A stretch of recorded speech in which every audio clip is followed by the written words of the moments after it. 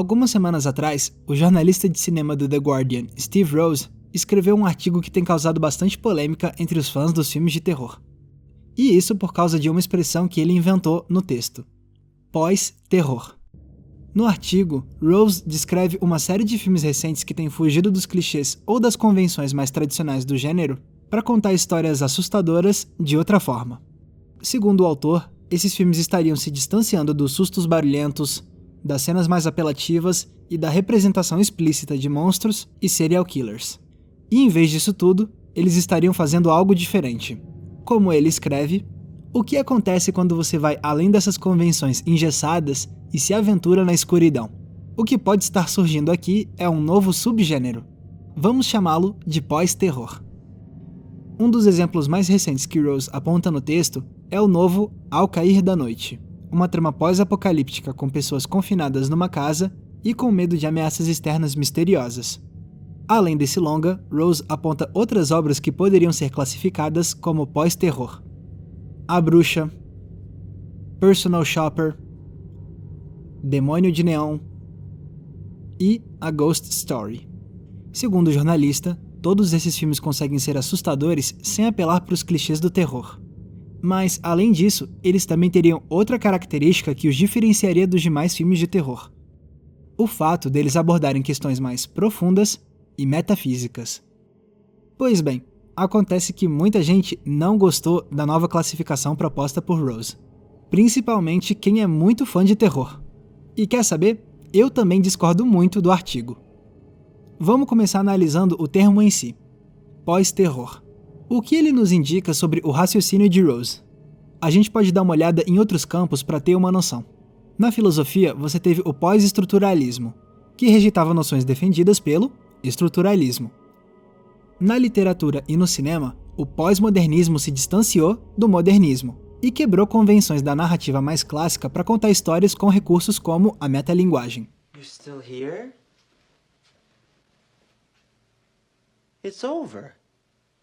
Na música, o pós-punk se aproveitou da energia do punk rock, mas para explorar sonoridades e temas líricos que não eram associados a esse movimento rebelde dos anos 70. Thursday, I don't care about you, it's Friday, I'm in love. Fica claro então que esses movimentos com o prefixo pós foram respostas aos movimentos anteriores.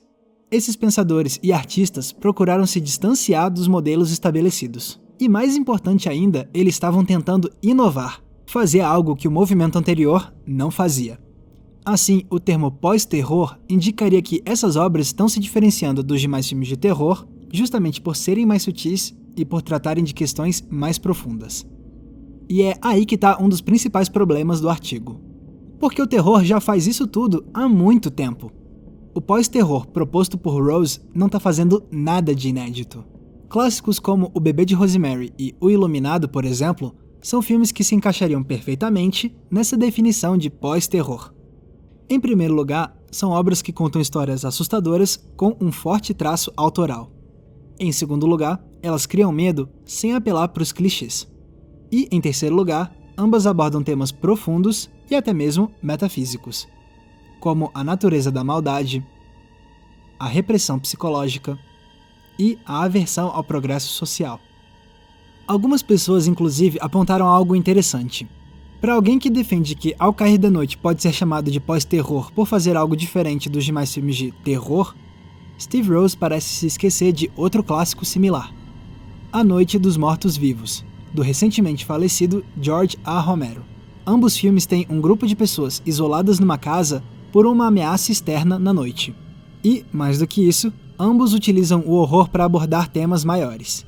A grande diferença é que no filme de Romero a ameaça era explícita: zumbis.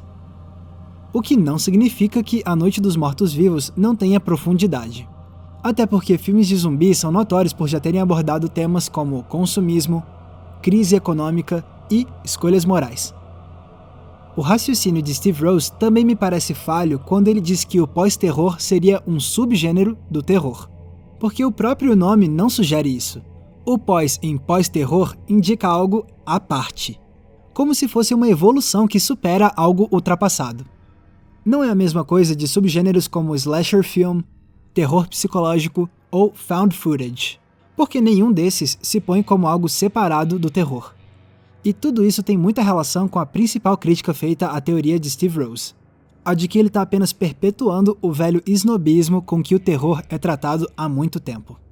Ao propor a criação do pós-terror como categoria, Rose demonstra que, para ele, filmes assustadores que sejam profundos e inventivos não merecem ser chamados de terror. Como se o simples rótulo de terror fosse uma ofensa, como se o gênero não fosse capaz de criar algo com tanta qualidade e mérito artístico. E quem é fã de terror sabe que isso não é nem um pouco verdade. Sabe que nesse gênero tem espaço não só para as tradicionais histórias de monstros e psicopatas, mas também para tramas e abordagens menos convencionais.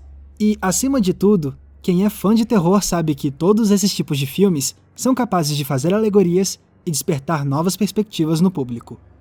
Eu ainda não conferi alguns dos filmes citados pelo artigo, como Ao Cair da Noite e A Ghost Story.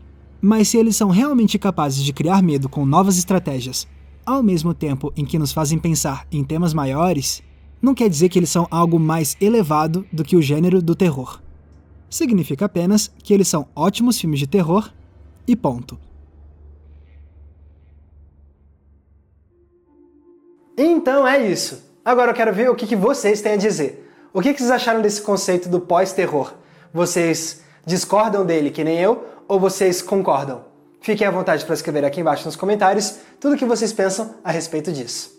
E o episódio de hoje foi um oferecimento da Prime Pass. Caso você não conheça, a Prime Pass é um serviço de assinatura mensal que te dá direito a ir ao cinema uma vez por dia, de domingo a domingo. E isso nas principais redes de cinema, como Cinemark, Kinoplex, Espaço Itaú de Cinema, Cinesystem, Cinépolis e muito mais. A convite do pessoal da Prime Pass, eu tenho experimentado o serviço deles durante os últimos meses e eu tô achando muito legal. Então, se você quer ter um passaporte para ir ao cinema todo dia, não deixe de conferir a Prime Pass. O link tá aqui embaixo na descrição.